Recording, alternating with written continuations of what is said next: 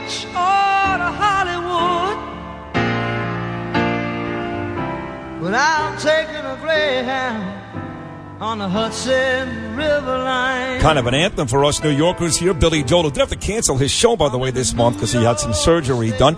11:08 on your rainy, gloomy Monday morning. Back with hour number 2 of the Bernie and Sid show here on 77 WABC. Want to thank the great Congressman Peter King for stopping by last hour. Once again, bombing suspect 28-year-old Ahmad Rahami. He's on the run. Right now, the FBI is raiding his apartment in Elizabeth, New Jersey, right above the First American Fried Chicken, one of Bernard's favorite places. I go there often. I really do. Yes. Yep.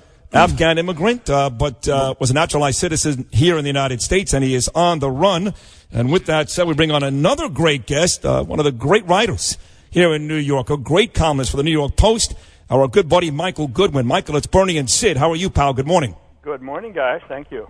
Good morning to you, Michael Goodwin. Thanks for appearing. And, of course, this trilogy of terror attacks. You have St. Cloud, Minnesota. You have New Jersey. You have New York City. And the common theme that runs through them is, they were perpetrated by 2 legal Muslim immigrants at this point. And also you had the Penn Station attack, the guy with the meat cleaver, a Palestinian from Jordan, who was last arrested for screaming Allah Akbar outside a synagogue with knives in his car. What do you make of all this, Michael Goodwin?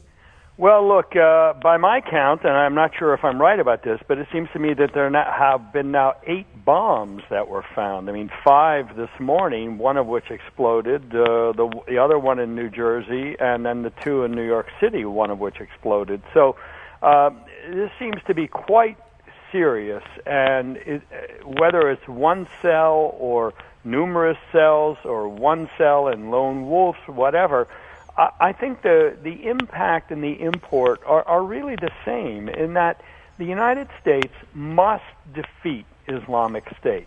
There's no question that its existence, the creation of a caliphate, its ability to recruit by the internet, to demonstrate battlefield success, all of this, and then, of course, to carry out successful attacks in Paris and San Bernardino, other places, has really magnified the battle. And every day that we do not wipe them off the face of the earth, they are using anything they can to recruit. And I think it's the recruitment that is the issue, and it's not just a battle of the internet. It is a battle on the real battlefield. Josh Earnest said it's a narrative war.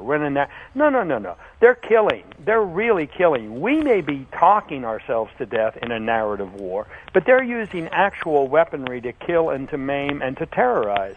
And I think that we cannot keep pretending that Islamic State can be contained. It must be destroyed, and the sooner it is destroyed, I think we will have a real impact on these attacks around the country. Well, let me just play devil's advocate for a second, but first I do want to say breaking news. There's a search ongoing right now at West Point. There's a report that a suspicious vehicle has entered the installation, so right now West Point is under lockdown as well. The only thing I would say about this specific guy and ISIS is, ISIS right away said it was us when the guy went berserk in Minnesota at the mall a couple of days ago. These bombs went off about 48 hours ago. ISIS has said nothing. Plus, this guy is kind of acting scared. I think you'd agree, Michael. He left bombs and kind of ran away. No suicide missions. So while I agree there's something going on, he may just be angry at the country. I don't know.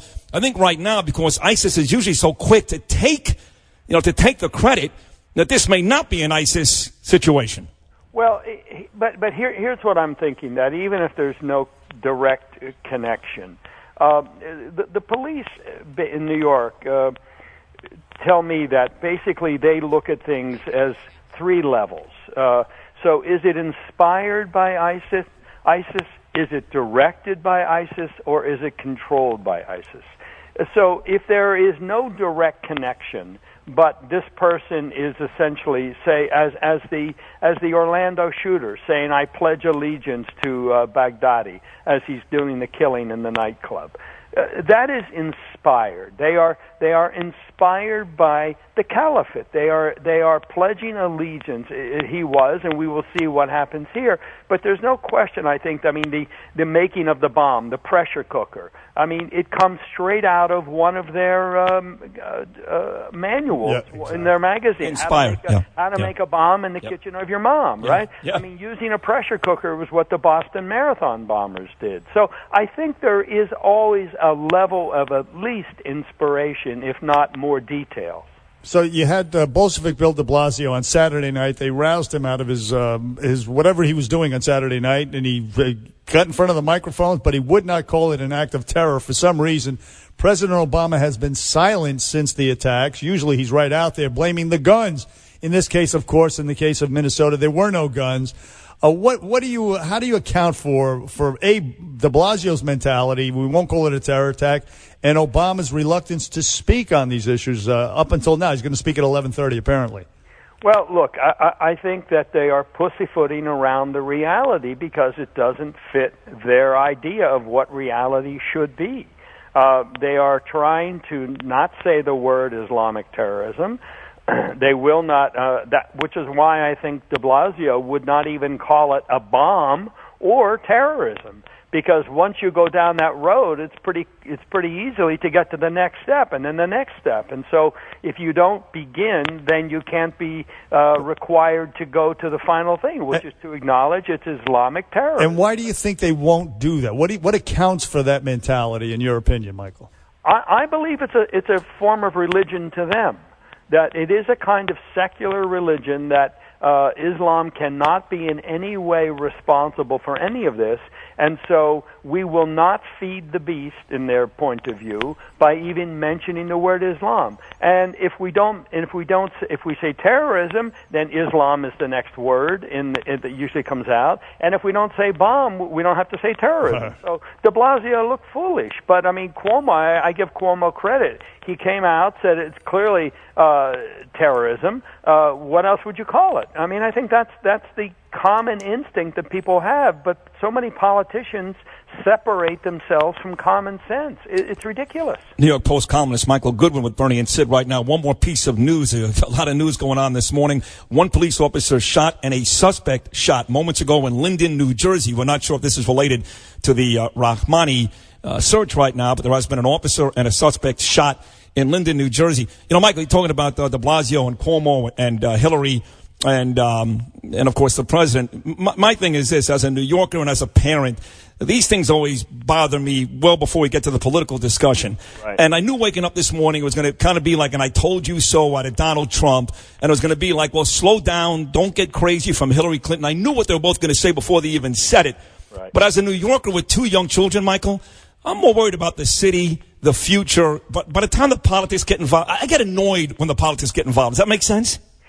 Well, yes, except that fundamentally the police department, the FBI, answer to the politicians. So I think to the extent that the politicians are pretending something that isn't true, that is an issue of concern. I mean, we this idea that we can call it something it's not, so we don't have to call it what it is, I think is a dangerous idea.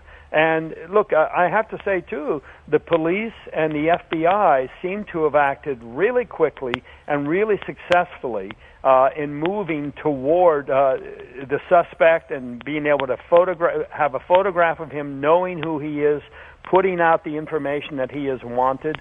Your report about what's happening in Linden, New Jersey, we don't know if that's connected or not.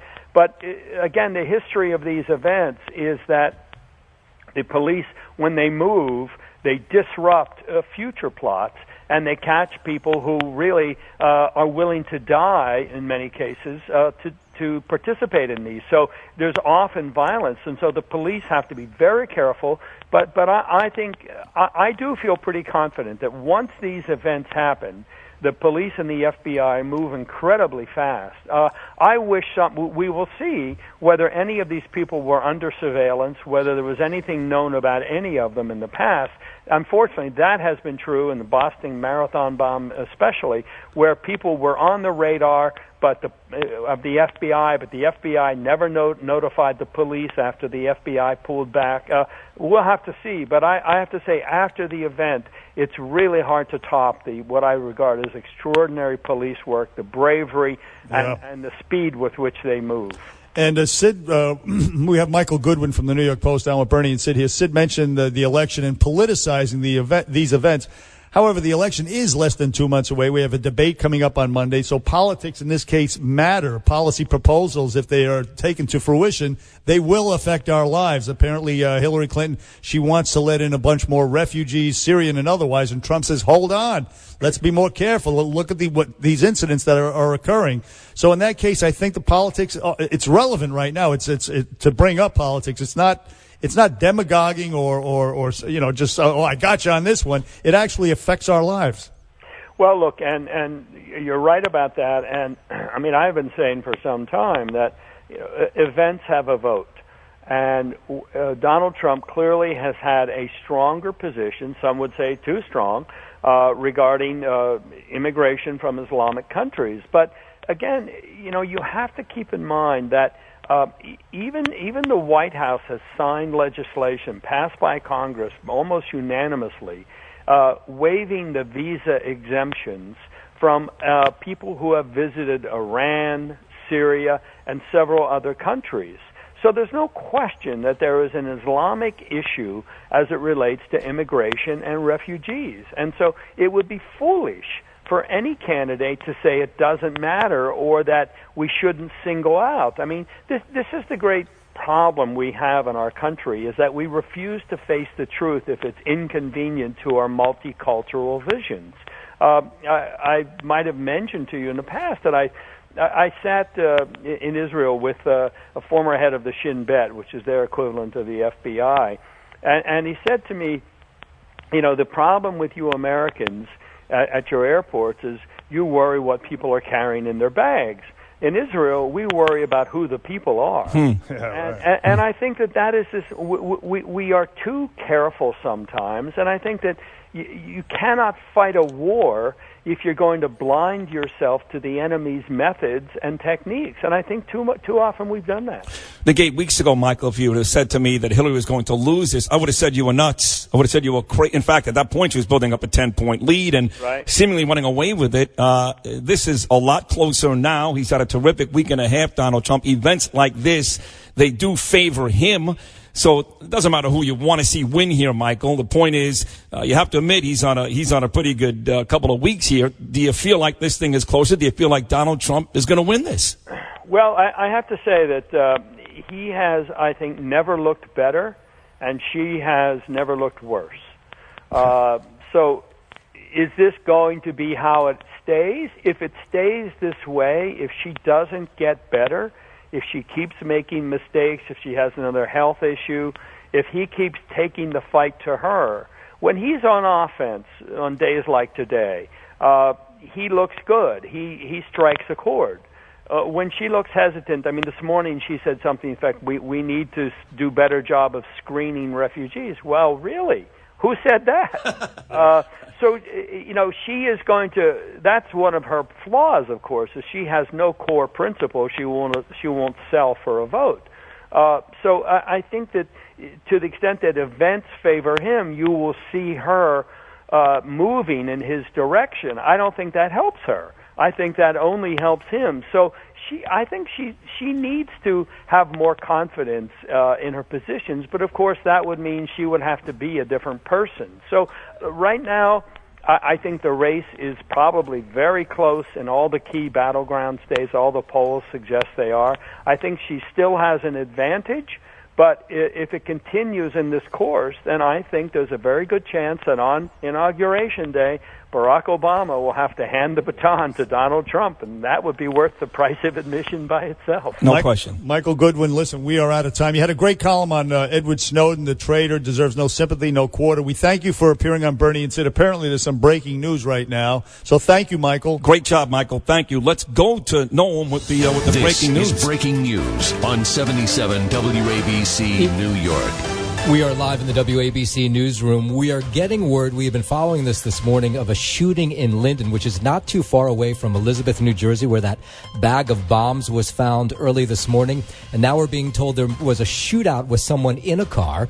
And we have a couple sources telling us 28-year-old Ahmed Khan Rahami is in custody, that he may be the person that was involved in the shooting in Linden. But the word is that is in custody, coming from Eyewitness News, coming from a couple of media sources as well, that Ahmed Khan Rahami, who we believe is the person behind the Chelsea bombings, the one, of course, on West 23rd Street, and the one in Seaside Park during that Marine run on Saturday morning, is in custody. More details, of course, coming up as soon as they come into us. Back on Bernie and Sid, 1-800-848-9222. More after this.